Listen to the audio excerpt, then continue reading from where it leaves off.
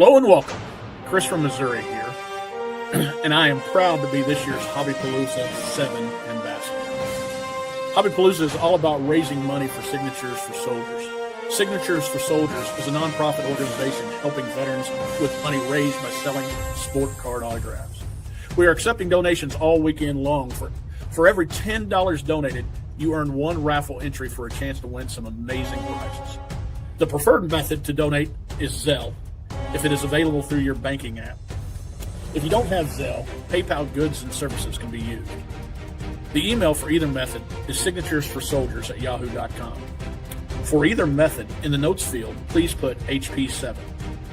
Additionally, for identification purposes, provide your YouTube account handle or your name for the big prize wheel.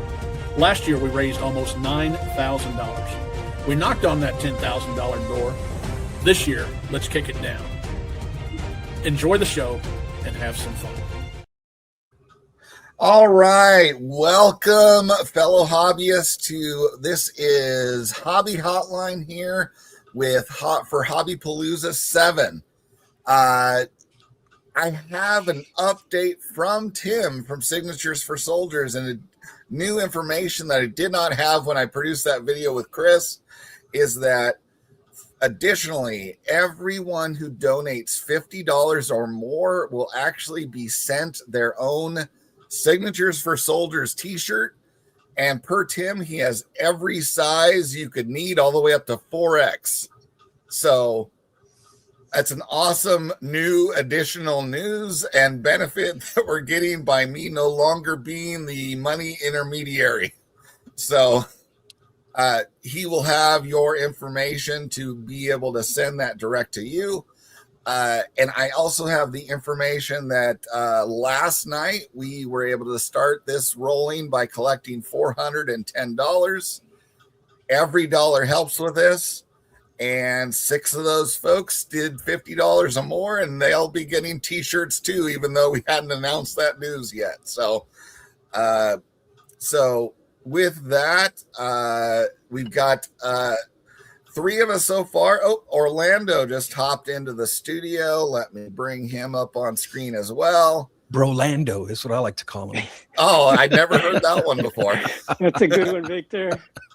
But we're all brothers in collecting here. That's right. Yes, because he has to leave soon and get himself over to the Dallas Card Show, I'm going to let Uncle Rich here speak first before he takes off. So, Rich, it's all you. Thank you. I appreciate that. It's good to see you, Victor. Good to see you, Mr. Newman. Good to see you, Orlando. Good to see you, John. Tim's a friend of mine, and he lost this year one of his biggest fundraising things, which was the booth he had that was always donated to him at the National. And they really severely cut down his space to the point where he couldn't do the National this year. And that really aggravated me too. I mean, I'm all in favor of capitalism, but I'm also all in favor of giving back. And the National is making so much money, they certainly can give back to somebody like Tim and his group of directors, several of whom I know, who do all of this without getting paid. So if you have the money, please support him. And when my old synagogue show, which is actually something, which is the reason I'm leaving, is we still take some card donations, but we used to have a 3-ring circus where we had everybody got a bag of cards with a prize slip when you walked in the door. And Tim always provided some gifts to us too with his good heart. And that's one reason I'm so frustrated about what the NSCC did to Tim. And I get it. It's business. I'm okay with that. But I'm not okay with forgetting the people who helped you get there. And he helps people get there. So if you have something in your heart to give, they don't keep any money out of it. They raise a lot of money. Please donate money to Tim and his Signature for Soldiers. I'm confused on that front, Brotherhood's doing just fine. If you want to donate to me, that's fine, but you can just send me cards. Or if they repeatedly stated they're a nonprofit entity, though. Yeah, he's a nonprofit. No, I'm saying the National folks. Yeah, I think the National may be technically a nonprofit. In that case, they really should be giving stuff like that to people. Yeah, it's confusing to me. Yeah. Yeah, and so I just want, I wanted to say that a couple shows ago, but Orlando did such a great talk about how proud he was about being an American. I didn't want to step on his toes on that one, but I did want to talk about that when Orlando and I were on a couple weeks ago. Hey, Rich, I'm curious, and I'm typically okay with people making decisions like that, but did they give a why? No, I don't think they gave a why. I think honestly they can just sell more tables. Yeah. Honestly, I mean, look how many tables. Look how they keep selling more and more tables. When you don't explain the why, then it feels like a slap in the face. I Yes. get it. Yeah. And then it makes it questionable of like, is there apparently a lot of profit in nonprofit? Well, John, to be honest, a nonprofit has to make a profit. You have to pay your bills. You have to at least break even, but what's going with where's the extra money go? Yeah, that's probably goes into the show man. It might go into the show manager's pockets. And if that's what's going on, then that's a real problem. Look, let's just be realistic. They could have added a table. They have the entire second floor there. It wouldn't have been a problem for them to just have one little table. It's not like they need a whole big area, just one little spot there. I mean, they've gone crazy, these people from the National. They've eliminated media passes for many of us YouTubers that used to get media passes. They've tried to eliminate all these trade nights, and, they just want to control everything so much that it's just, in my opinion, it's gotten out of hand. And they could have given them a small space in that huge convention center for someone like Signature for Soldiers. There's no excuse, in my opinion. Now, on the media pass front, I will admit that I was able to get one, but I applied super early. Yeah, I mean, I used to get it from Ray Schulte every year. Ray would rubber stamp whatever I wrote down. Yeah, but he was really good at promoting PR too. I knew Ray a long time. And I haven't worried about it recently, but, I miss Ray. But, again, the National makes their decisions and they go on from there. And I see Tim's in the chat. So hi, Tim. Glad to see you. Oh, yeah, right there. Awesome. Thank you for and the before t-shirts. I go to pick up a donation, one thing we're going to talk about later are cards that mean something to you. I picked this up in the value box at the Dallas Card Show. It's nothing special in a lot of ways. It's not rare. It's not scarce or anything. Eddie Kranepool was the last original Met to stay active in the majors. He signed as a 17-year-old with the Mets. He came up in 62 and he played through the 79 season. This is the 69 Miracle Mets card of Eddie Kranepool. And I'm a Yankee fan, but let me tell you, as a New Yorker, an 8 and 9-year-old New Yorker in 1969, watching the Mets play, it was a magical season. It was a magical year in New York. And this card is as good as any to talk about what I am. So, and Tim just posted an update. They offered him one table. Okay. But from that small of a size, he wouldn't be able to sell enough to even make it worthwhile to go. No, I mean, and Tim, I've talked to you, but I know Tim and I have traded Facebook. But if you want to come up, I know I'm not the National, but if you want to come up for my Labor Day weekend show, 1 or 2 days, I'll give you the tables. I mean, trust me, the Brotherhood is fine. You have you'll do whatever you need to do. You'll have stuff, and I'll advertise it, and you advertise it, and it works well. It's a small little show. We draw maybe 130 people in 2 days. Maybe I'll draw more people if you're there. So, hey, Rich, as a Cubs fan, I'm not very fond of that 1969 season. So Victor, can I tell you, we're not happy with Jim Qualls. Okay, Victor, you weren't even around in 1969. I was born the following year. Minus some. Okay. Good point, John. Like you can't be mad when you're not here yet. Then you're extra mad. If you're already mad and you're not walking then I don't know what's going on. I was close. I was mad in my mother's womb. How about that? He was born mad. You were kicking and punching. You were kicking and punching, man. Yeah. Okay. It gets too hot in Dallas. I'm going to go pick up my donation. Thank you for letting me speak. Tim, thank you. You and I will talk. We will figure out something, and we'll go from there. Thanks, Rich. All right. Good to see you, Rich. Yeah, I real quick, John. I also am very good friends with Tim. He's doing, as I always say, yeoman's work from day one with that organization. He doesn't take, he pays his expenses, but he's also 501c, and think about where those monies go, right, to help injured and homeless vets get some of the necessities they need to survive, post their service, right? We're all card collectors here, right? We all enjoy that and are passionate about it.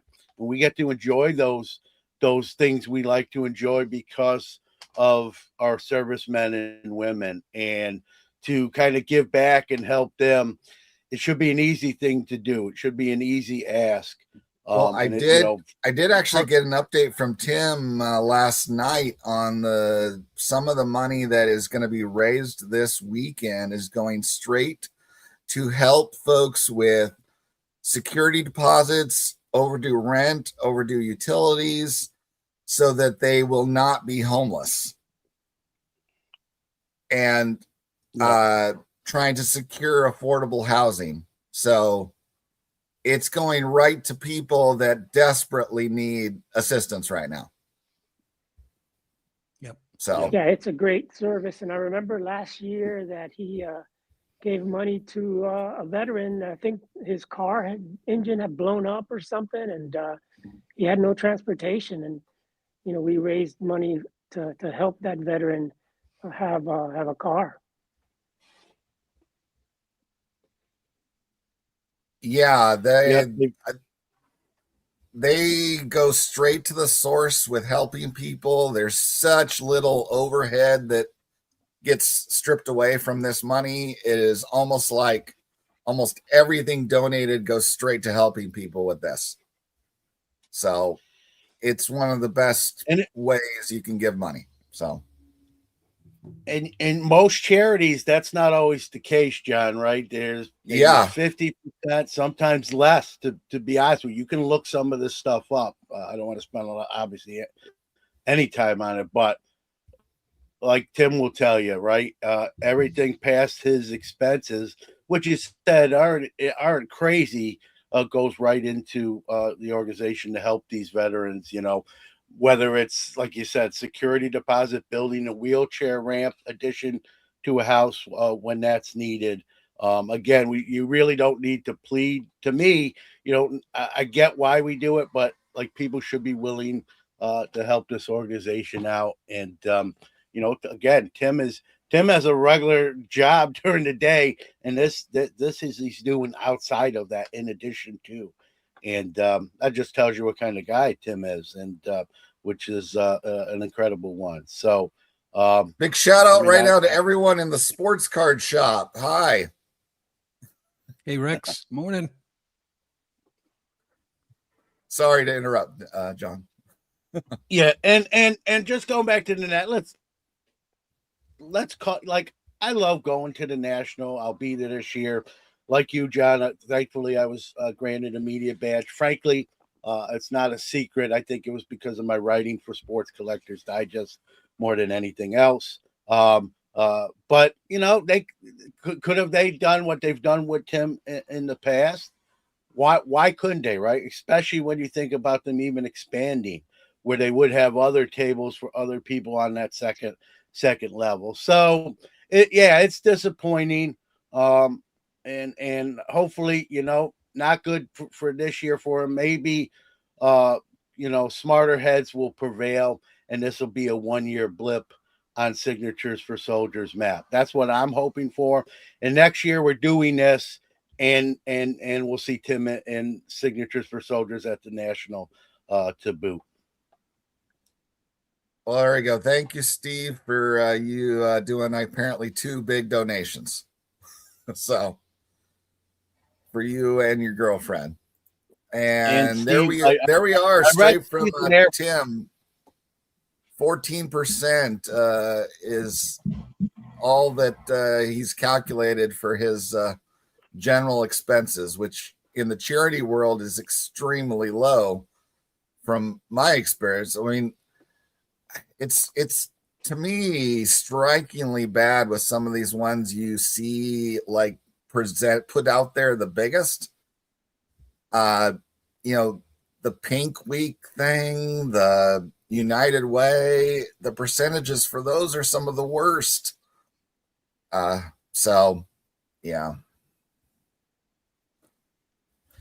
All right. And if it wasn't for our veterans, and I talked about this last week in Hobby Hotline on July 4th, that we wouldn't be the country that we are today. So just thank God that we're here in America and that these veterans risked their lives for the freedom that we have today. It's you know, we just can't forget that, you know, and I talked about it. It's not just on July 4th, it's every day of our life. We have to really, you know, thank these veterans. And every time I see one in the street, either wearing the veteran cap or having the license plate of a veteran, you know, I try to thank them or wave at them. And, you know, it's, you know, thank God for them. Amen to that. And hey, you know, here's kind of a concept that running through my brain. A lot of us are going to the national. A lot of us been saving our pennies. I know I haven't been doing much spending because I want to walk through into the national with as much money as I possibly can. And I think it's a worthy cause to just stop and think about what's happening here with this charity event. And most of us have the money right now. And you know, let's just cut off a little portion of that and give a donation, a sacrifice as we go into the national. I think it's an honorable thing. Well, I don't. Yeah, we have a lot. We have a lot. I'm sorry. I was just saying I don't take the media pass for granted. I do a lot of videos while I'm there for them that get thousands of views ultimately for them. It's free advertising essentially. Awesome. And I'm getting something worth what, $200. So street value. But go ahead, John. I'm sorry. Real quick, I see there's a lot of veterans in the chat room and watching that maybe aren't even typing in that they're veterans. I don't have a hat on, but a tip of the cap to those folks, you know, that have served this country, right? That's what Tim's organization's all about, to help those folks. And whether they're homeless or injured, they still serve the country and made that commitment. So there you go. And so to those that have mentioned that in the chat room, thank you. And if you didn't mention it, but you fit that bill, thank you as well. You know, I wasn't didn't have any plan for the way the first few minutes of this show has actually gone. One of the questions I was actually going to throw out there just observationally. So like, right now we've got Fanatics Fest, we've got the Dallas Card Show, we've got West Coast Card Show. It was leading me to wonder, I mean, the National is expecting massive numbers as well. What is up? How is like all this being sustained and continually growing? It feels crazy, the environment we're in right now. So it really is, John. I mean, it's become, you know, it's such a hot hobby. And even where I live in South Florida, they have very few shows. There was a new show that started last month, and you never have new shows here. And if you really look at the what they say, the possible attendance at the National, you know, they're guessing that's going to be an all-time record, more than, I guess, that Anaheim show that has the original record. And they've already sold out of all the passes. Of course, the VIP passes, both of them sold out. And last week, the 5-day pass sold out. So only the daily tickets are available right now. And I've never seen that happen. You know, usually, you know, they don't sell the 5-day passes out, or they sell them out maybe a couple of days before the show. So it's just incredible what this hobby has grown to be just in the last really the last year or so. I mean, you see it with the card prices that virtually everything is going up, but I just see more and more people attending shows than ever.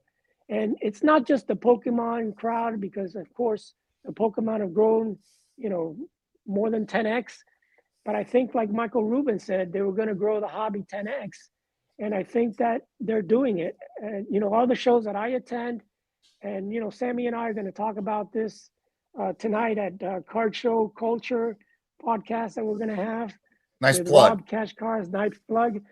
But it is. And we all have noticed that the shows are busier than they've ever been as long as I can remember at this point. What do you think about it, Victor? Yeah, man, it's I think, you know, the 10x thing, it's I think the hobby, from what I'm seeing, the hobby it's going global. Their reach is not just here in North America. They are expanding their tentacles worldwide, and exciting to see. I don't, you know, the end result, you know, we can speculate and bring out the negatives and the positives, but I mean, it's all, nobody really knows. I do know, you know, the amount of card shows is very, it's kind of a telltale of the health of the hobby. I recall it in the 80s being very similar. There was either a card shop every other block or a card show every single weekend. You can find a card show. And we saw what happened there. And the demand was so high, manufacturers had to meet that demand. And so in that aspects, you know, it's healthy and moving forward, but at the same time, we could be, I hope we learned that, you know, the lessons of old and not repeat those. I did do a little bit of research on this morning. It was kind of like my contribution to the show, I guess. But I did a little bit of research on the Fanatics Fest, because it reminded me a lot of the All-Star Weekend Fan Fest that have been going on.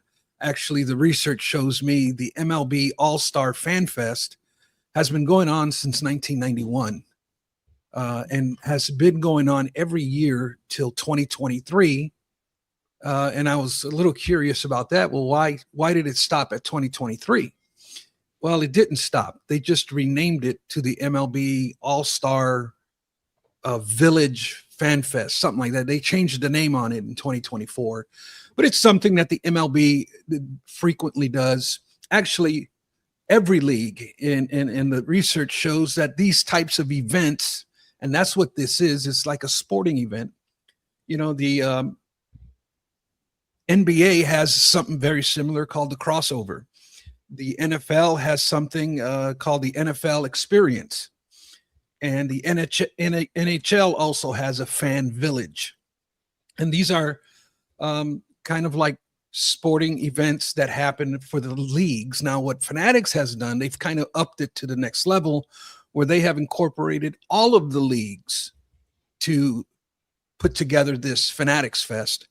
But the concepts and the systems are all very, very similar to what these fan fests have been going on since the early 90s. That's all I had. Just quick insert into your comment regarding the 80s. I felt like, you know, my name's not, you know, it is a reality there. I grew up in the 80s. Yep. And you were the odd kid in the class if you did not play Little League and you did not collect baseball cards. Yep. So hand in hand. Yeah. I don't know if it's happening at all. I know Little League is dying, at least with the kids, but I don't know where we're at in terms of health with young people doing card collecting. So yeah. Newman, Mr. Newman, you got any to add to this topic? Everything's going according to Michael Rubin's plan. But here's what I'll say though. Like I've been in the hobby since 1979. I guess I'm the old man on the porch, and I'll wear that badge proudly. I'm glad the hobby's doing well. You don't root against yourself, right? But what I'm more concerned with, guys, and I'm sure you'll agree in the chat room, right?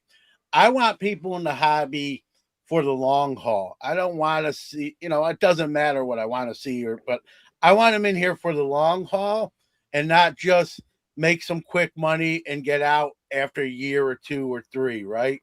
I want passionate people, passionate hobbyists, right? And I'm not against making money. I set up at shows as a dealer. I'm not going to be a hypocrite, but that's not necessarily like my number one focus is not dollar signs, right? When I started as a 7-year-old kid in 1979, I just loved the cards. Then I start working at a card store, not even for pay, but just to acquire more cards. Then I got so many cards that my fellow card collecting friends are like, Newman, you should shut up. You have the best collection. Go start doing the shows.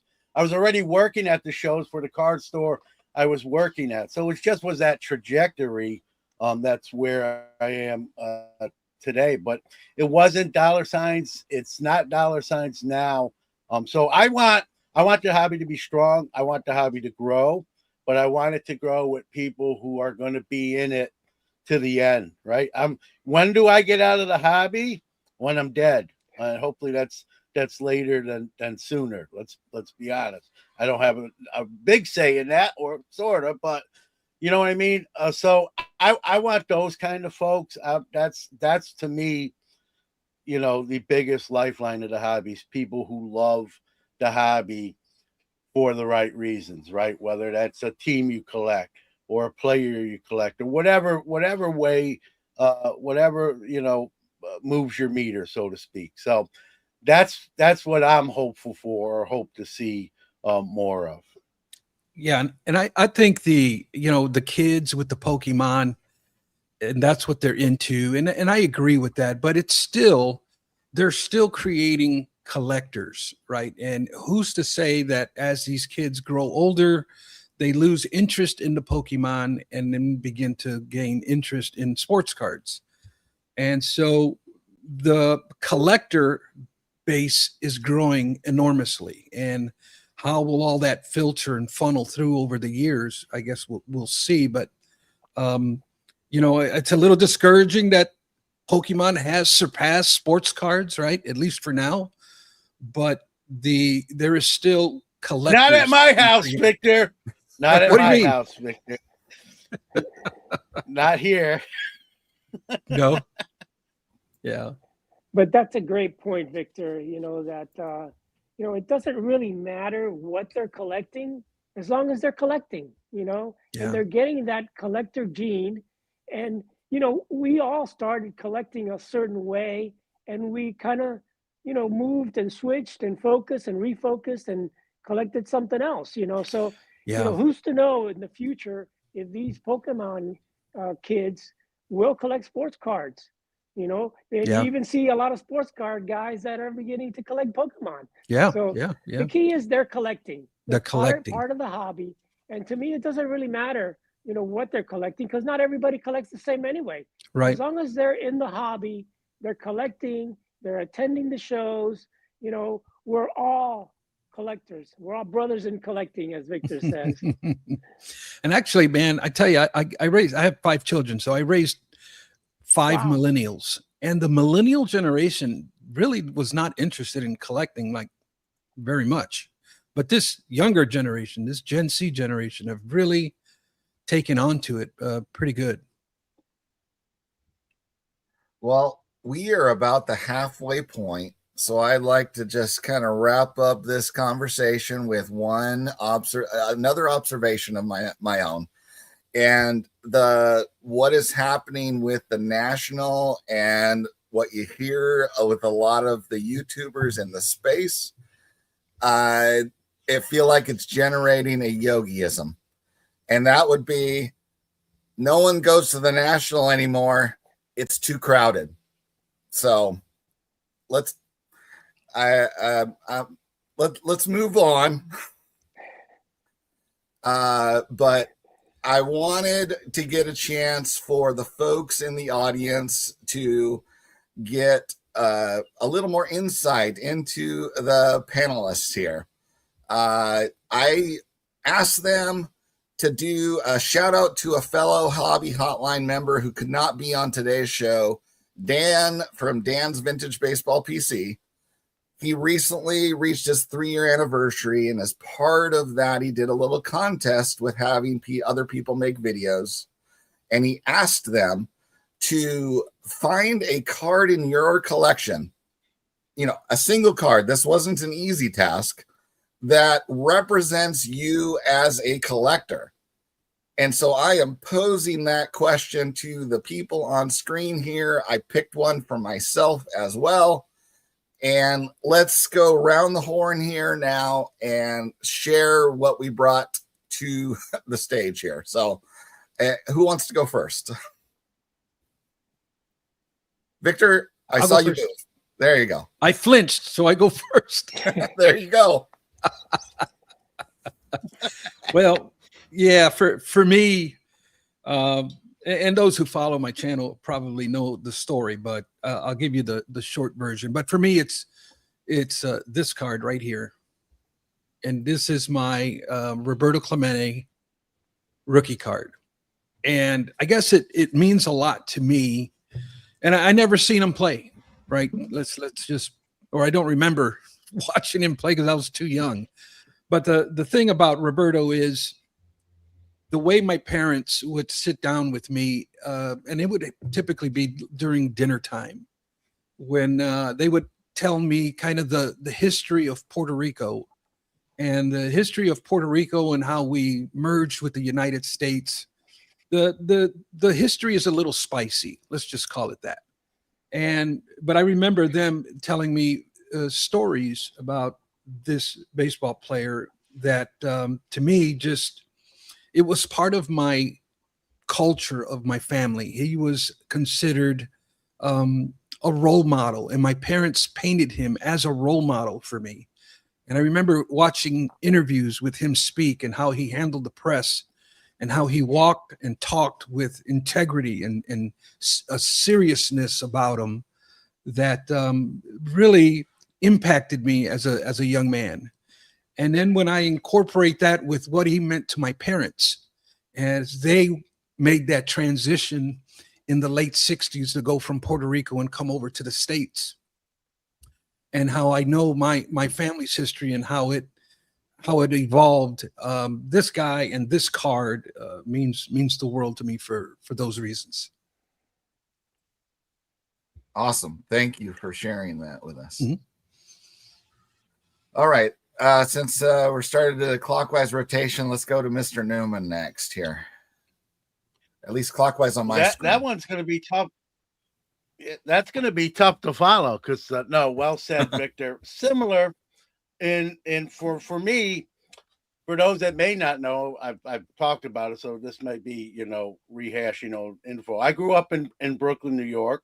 I was raised by my grandparents, and my first year of school, obviously kindergarten, I went to school, not necessarily willingly, but I got there, and I was the only white kid in my class, and my grandma picked me up after the first day. My school was PS 132 across the street from literally my house. My grandma came across the street, picked me up, took me across the street to go home and said, "How was your first day of school?" And I said to my grandma, I'm the only white kid in there. And my grandma sat me down and gave me the 401, like, hey, that's okay. There's, good and bad. And you're not to see color, right? You see people's actions. And from an early age, that was instilled to me.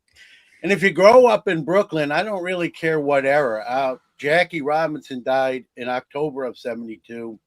I was born in November of 72. And my dad grew up and lived pretty much in Ebbets as a Brooklyn Dodger fan as a kid. And so my dad would tell me all the stories of all the Brooklyn Dodgers, but even more so Jackie, because what he meant, not only on the field, right, as we all know today, but off the field in society and trying to bring us together as a community, right? like hopefully the hobby community is. So from an early age, that was instilled in me, and what Jackie Robinson represented and who he was. And like Victor said, I never saw obviously Jackie played. He passed a month before my birth, but he'll always be that guy for me. I'm a Jackie Robinson guy. As a later on as a athlete myself, and then high school coach, right? I try to instill those kind of mantras to we should all get along and not see color and work together and that sort of thing. So to kind of bring it to head, Jackie will always be my guy, and this card will always be the card for me. So and most know it's not. Most who know me know it's it's not a secret. When you ask this, John, I'm like, yeah, it's got to be this. And you see, I'm covering up my face, so everyone, you're welcome. You're welcome there.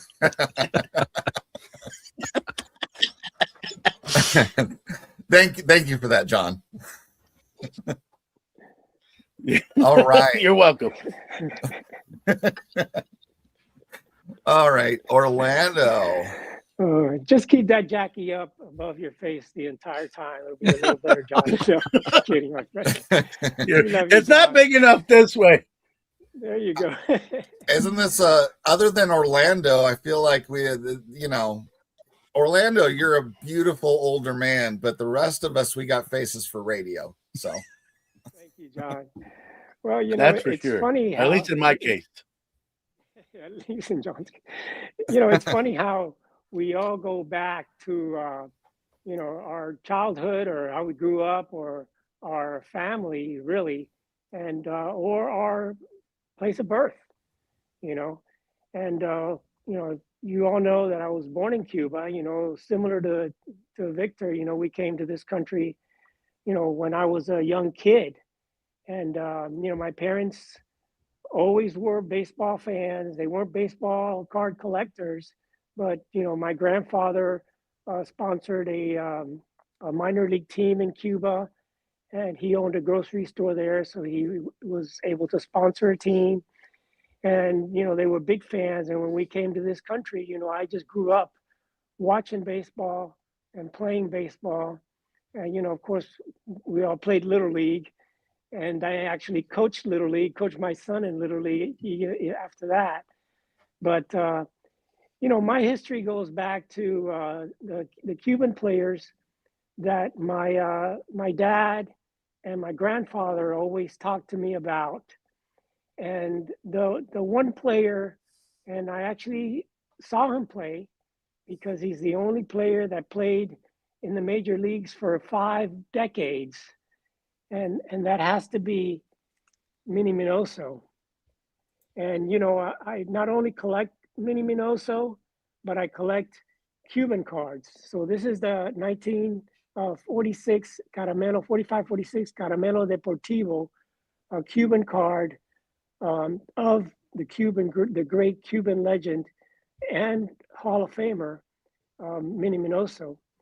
And, the thing about Minoso is that he was the first Black Latino to play in the major leagues. So just like John said, about Jackie Robinson, he is the Latin version of Jackie Robinson. He came to this country and, he played in the Cuban leagues, but he also played in the Negro leagues. And, he was able to come to this country and play in the majors. And it was especially tough for him because, coming from a place where he didn't speak English, he came not knowing the language, not knowing the culture, because in Cuba, the Black and white players all played together. There wasn't the racism that there was here. So it must have been a total shock for him to come here in a different country, different culture, different language, and not only survive, but he thrived. And from what I've heard, and I never officially met Minnie Minoso, even though I've got his autograph cards and stuff. people say that he was one of the nicest guys that you could ever meet, that, he would autograph for everybody. He was just so privileged and so happy to be in this country and having his freedom versus being in a communist country, that, he just was extremely grateful. And, he led the way to Roberto Clemente coming in and playing, as being a Latin black player, the first Latin black player in the league. And, thank God he was inducted into the Hall of Fame. And again, he played throughout. And I think he was over 50 years old when he came up to bat in the 1980s.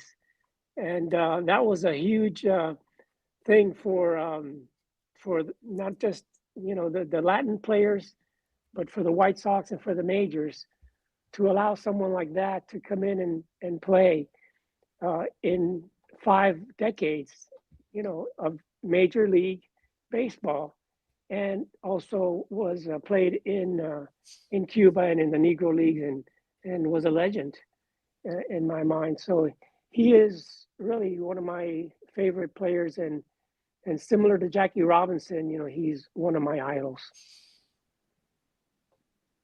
All right. Awesome. Thank you for sharing Awesome. that, Orlando. I know I've heard it before, but I enjoy it every time. Thank you, John. So, yeah, that was from Carmelo Deportivo is the set there. And yes, a great story. Absolutely. All right. So I am last now, and I felt like my collection life, if people aren't aware of me, is split in two. I started in 1983 as a kid and was deep into it through 91. And then my cards all went into cardboard boxes. And because 91, I finished high school in 1992 and off to college, career, met my wife in college. Years later, we have a family. And years later, the years go by, my career. And what brought it back to me again is being locked down in 2020. And my mom died. And I wanted to bring back my childhood. So I've got a card here that represents my childhood years, and I've got a card here that is the start of my adult collecting. So to me, the thing that sums up what collecting for me as a kid was all about is this one right here. And why? Because one of my greatest memories as a kid is me, my buddy who lived across the street, and another friend of ours. We all bought box of this at a time, and we sat around a table trying to find this card in our packs and just screaming with joy every time someone pulled one. And so for me, the meaning there is friendship, community, and just the joy of cards that, regardless of the value, this card was cool. This card kicked ass. Bo was the man in 1990. So, I think he's still the man. I think in a way he's still the man. But as far as hobby hype, he was equivalent to Shohei today, I would say. Oh yeah. And the fact that it just says Bo on the back, that's all it needed to say. Just shows the level he was at that time. Yeah. So now coming back, and my new era of collecting as an adult. I didn't know what to do when I first came back. You know, I wanted, you know, the first card I bought, because the last card I desired as a kid was 89 Hoops David Robinson. That is not, I saw it in the chat. Someone guessed that was going to be the card. Because I was amazed when I left in 1991, that card cost $50 and I got it for $2 on eBay. And over time, I figured out what I wanted to do for my main adult collecting project. And you see what behind me. That is what is going on behind me. Part of my adult thinking process is I want cards that are beautiful. I want to be able to afford them. I am not, sorry, Victor, because of the Ford aspect, I have completely avoided rookie cards. All I care about is the cards being beautiful, and I want to be surrounded by them. And part of the aesthetic part of that it was what attracted me to SGC. As you can see behind me, everything, you know, there are like 5 cards on this wall that aren't in an SGC slab, because I think it makes the cards look better with the black border framing. And if you think I'm silly for wasting my money getting them in that, most of them were purchased already in the slab, by the way. And you know, with that, I have decided that my main project is collecting 1 card of every Hall of Famer player. I don't care for managers and all that stuff. I watch the guys on the field do their thing, and I wanted a piece of history and all of that story. And I'm also ultimately come upon the fact that I want samples from as many sets as possible along the backside of my wall. So if you see what I've done with post-war, it's like I got 2 examples from every top set, 2 examples from every Bowman set. And I was able to get 1 card of each player, and it's every single one was handpicked to be a decent looking card of that player. And with that, you know, I'm following behind Orlando with a very different card of the same person that I'm showing now.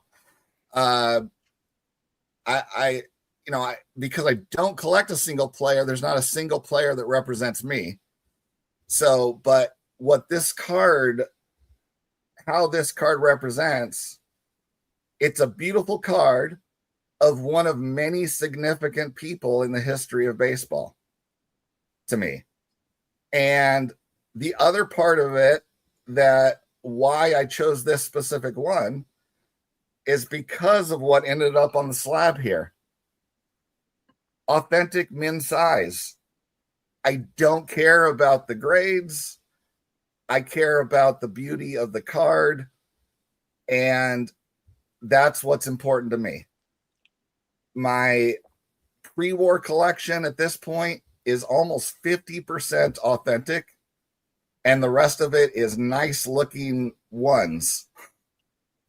You know, 1 is the most, you know, drastic card range that exists of anything. It can be completely destroyed to almost barely not being a higher grade. And one of the magical finds for me is that card companies put a 1 on it if it has a little bit of paper loss on the back, because that makes it so much more affordable for me. And this same min size makes it so many people do not want this card. Once again, affordable. So I guess that is my story, and we have about 5 minutes left in the show. So beautiful thank card. you everyone for listening. Beautiful card, beautiful set. John, you know that I'm on the next session. So I'm going to cut out a little bit early so I can start getting ready for that. And that's why there's a hard stop to every show, because then I am the background producer for that session. That's right. At 55. Yeah. So, I'll catch you guys in about 10 minutes, and I'll have a great show. What about Bob? So tune in to find out what that's all about. Thanks, looking John. forward to it, sir. Thanks, you. Both Johns. Thanks, Victor. I'll catch you guys in the next one. That's awesome. All right. And here's the takeaway. Right? With all four of those stories, and even Rich's with when he had his crane pull on the screen, right? It means it's the basis for why we collect cards, right? It's not the value of the card. I know I showed an expensive card, but I wouldn't care if that card was $1 for what it means to me and who Jackie is. And so all these cards, and those out there in chat or listen or watching afterwards, right? There's no wrong answer to that question. And that's the beauty of the question, is that there is no wrong answer. It's what it means to you and why. And like you held up the bow, John, right? It met with your friends and going back to that time, ripping those packs, hoping to hit that card, right? Doesn't matter the value of that card. I think that card's actually worth more now almost than it was then, as a lot of things seem to be. But it's the stories, right? Why we're here. What is it that brought us here? And so you always love questions where there's no wrong answer, because it's what it means to us. And I think it's even more than cards. I think it's who we are as folks, as people. So if you can't listen to those stories and appreciate the why, if someone looks at that and says, "Oh, that card's not worth," then you're looking at it sort of the wrong way. Not sort of, you are looking at it the wrong way. Yeah, and I think I think those are the distinguishing differences between a collector and a flipper / investor, right? And I don't know if it's that collectors have certain cards within their collection that actually have a deeper meaning and appreciation. And although I can't take anything away from the modern collectors as well, because I think it's just different eras. I just think, like, we grew up and there wasn't a whole lot that we can get into. There's so many things that kids can get into today. They have so many options, so many distractions pulling at their attention, right? But at the same time, those are the distinct differences. And I can't say I was in my 20s. I was all about the money. I was a card dealer. I was buying boxes. I was flipping whatever I pulled, and I was on this cycle, right? But later on, as I got older and wiser, I began to gain more appreciation for the history, for the players, for the cards themselves. So I think that's all part of the spectrum, the evolution of how our collecting journey. And it's hard for me to look down or speak badly of flippers and investors when I was doing the same thing all not that long ago when I was their age. And so to me, it's just it's what's at the heart. What's at the heart of it, I think, is what it boils down to. For some of us, we get there quicker than others. Some don't ever get there. And that's just all part of the lifespan of a collector. Very true. So we are at the last minute here. I saw Nerds Cards. We are about to close this show. But if you go to the For Collectors YouTube homepage, you will see at the top playlists that are for all day today and all day tomorrow. It's the easiest place to go show to show to show and not miss a single moment of Hobby Palooza this weekend. So and yes, Melissa, well said. Don't forget to donate. This entire weekend is really about collective love for the hobby. But on top of that, We are doing it for a good cause, for Signatures for Soldiers, a wonderful charity that helps veterans. So you follow the instructions at the bottom, and when you start the next hour, you'll see my instructional video I made with this year's ambassador, Chris from Missouri. So everybody, I think it's time for us to sign off for another episode of Hobby Hotline. Thanks for joining, and continue enjoying Hobby Palooza. Thank you, everybody.